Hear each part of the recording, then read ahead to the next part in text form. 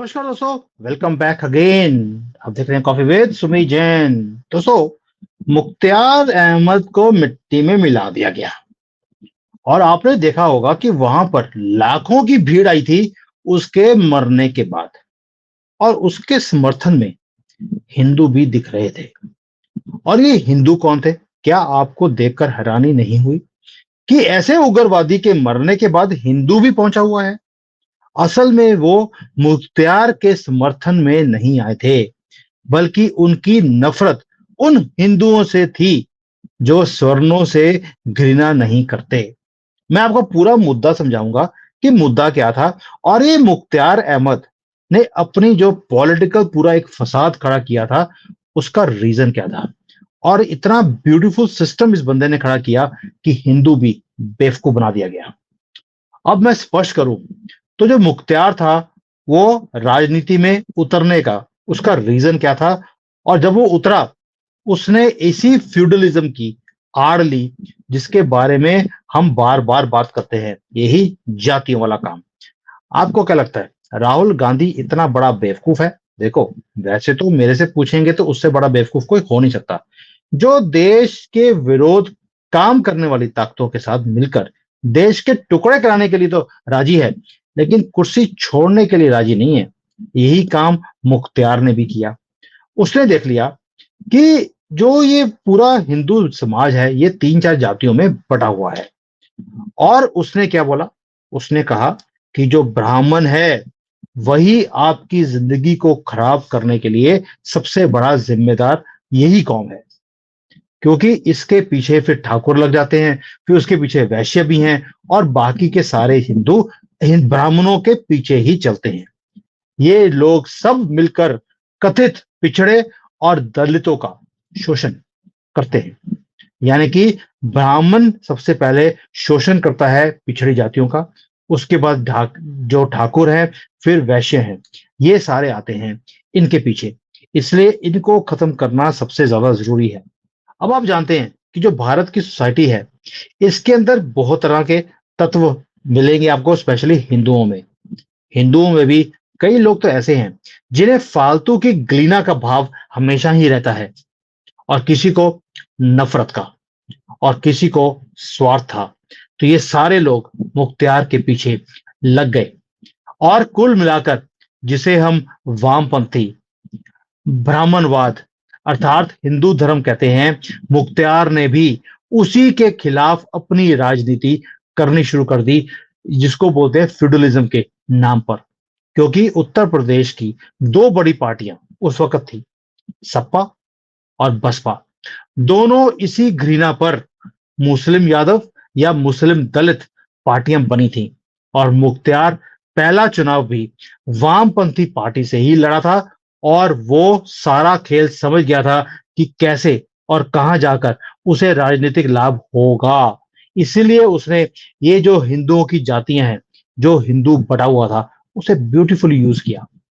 इसके लिए उसने जो ये फ्यूडलिज्म के झूठ को सच मानने वालों को अपनी ओर किया। सबसे पहले उसने उसके लिए क्या किया? उसने छोटे छोटे लाभ देने शुरू किए इन कथित जो समंती पहचान रखने वाले लोग होते हैं। उसका नाम था एक आदमी का, कृष्ण नंद राय। उसकी हत्या कर दी और उसकी चोटी को काट कर ये बोला कि जय श्री राम की चोटी मैंने काट दी है। इससे जो लोग थे उसके बीच में ये लोग प्रचलित हो गया कि ये हमारा मसीहा है। और इससे हुआ क्या कि एक ही काम हुआ कि मैं आपका मसीहा हूं और ये जो सारे आपका शोषण कर रहे हैं, मैं इसके खिलाफ आपके लिए लड़ाई लड़ रहा हूं। इसीलिए हिंदू भी मुख्तार के पीछे खड़ा हो गया। लेकिन उसकी आड़ में उसने असल में काम क्या किया?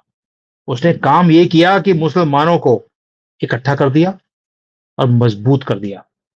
उनकी दादागिरी पूर्वांचल से लेकर पूरे राज्य में मजबूत करवा दी मुसलमानों की। और यही खेल आपको याद होगा, आजम खान उसने भी खेला था कि मुसलमान को कोई हाथ लगाएगा हम हाथ काट देंगे यूपी के अंदर। इसलिए पुलिस भी मुसलमानों के ऊपर हाथ नहीं उठाती थी, ना ही हाथ डालती थी। और कथित गैर जो सामंतवादी सिर्फ इतने में ही खुश रहे कि मुख्तियार को कथित जो ये फ्यूडलिज्म है इसका शत्रु है, जबकि असल में मुख्तियार था हिंदुओं का ही शत्रु, क्योंकि उसका बस चलता तो जब उसने सारे ब्राह्मणों से बोल दिया कि तुम्हें मैं खत्म कर दूंगा, उसके बाद वो बाकी जातियों को भी खत्म कर सकता था और खत्म कर भी देता। लेकिन उसने ऐसा नहीं किया। बड़ा ब्यूटीफुल गेम उसने खेला। वो कैसे? उसने क्या किया कि पहले ब्राह्मणों को टारगेट किया।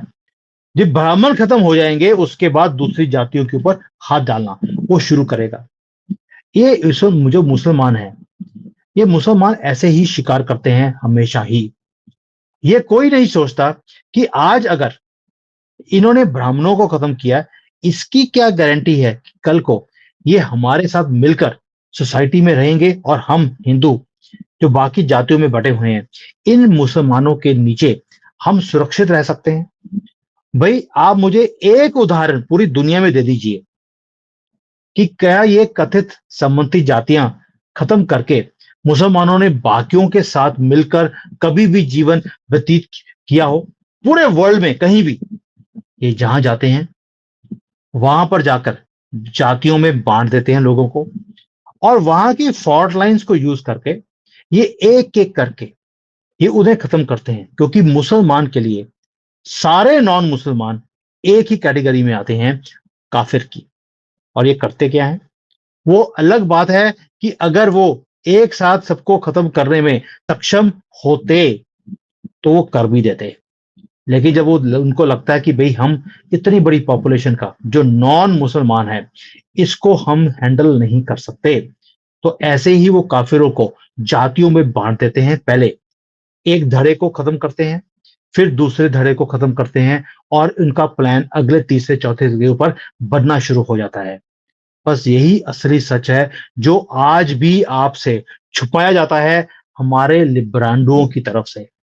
पैसे मिलते हैं भाई इन सारे पत्रकारों को, और ये उसी तरह है जैसे मुसलमानों की कोई भी गलत हरकत होगी उसे छुपाया जाता है।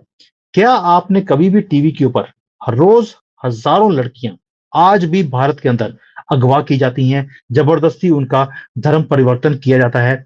क्या टीवी के ऊपर दिखाया जाता है? कभी भी नहीं। लेकिन अगर एक मुसलमानी बदतमीजी करती है बस ड्राइवर के साथ या कंडक्टर के साथ और वो पलट कर उसे जवाब देता है, उसे वायरल किया जाता है और कोशिश की जाती है कि उस बस वाले को या कंडक्टर को सस्पेंड किया जाए, और होते भी हैं कर्नाटका में। अभी आपने रिसेंटली देखा होगा।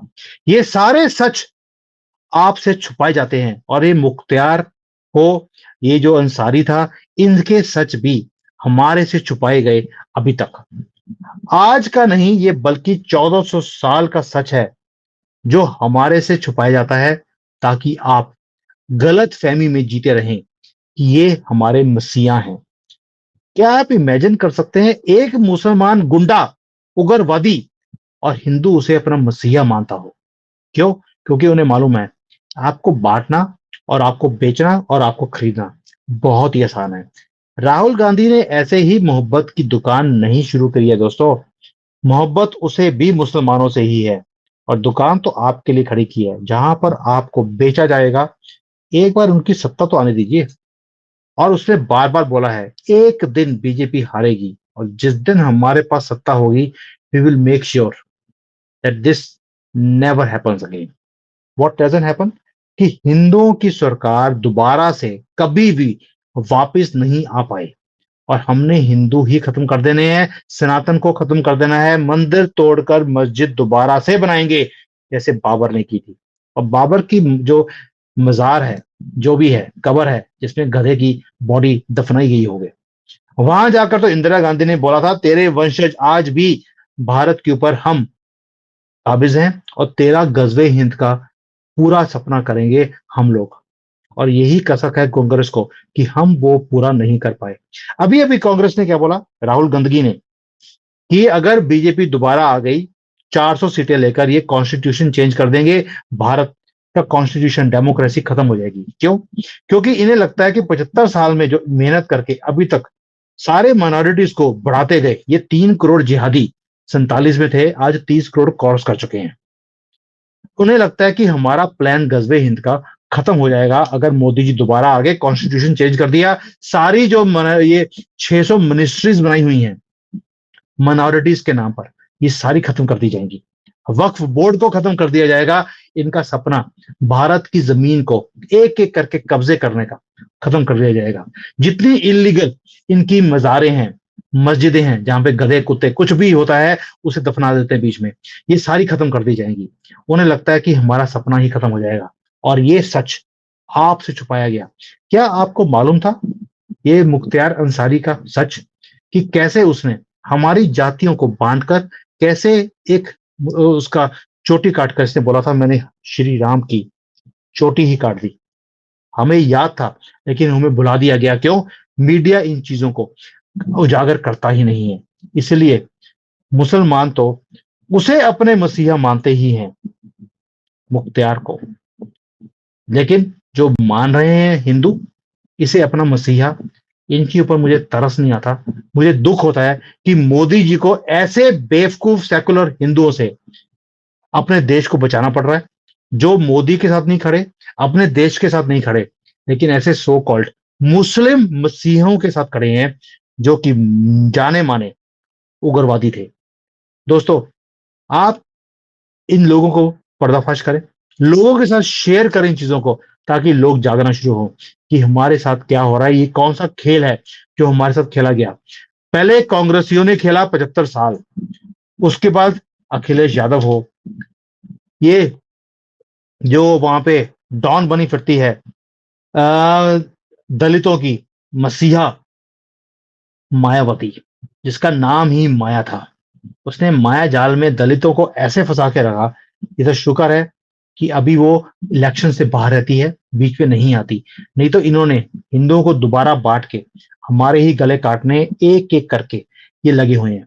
इसलिए दोस्तों सतर्क रहें, जागे, इनके सच को, मुसलमानों के सच को जाने ये कितनी गंदी कौम है।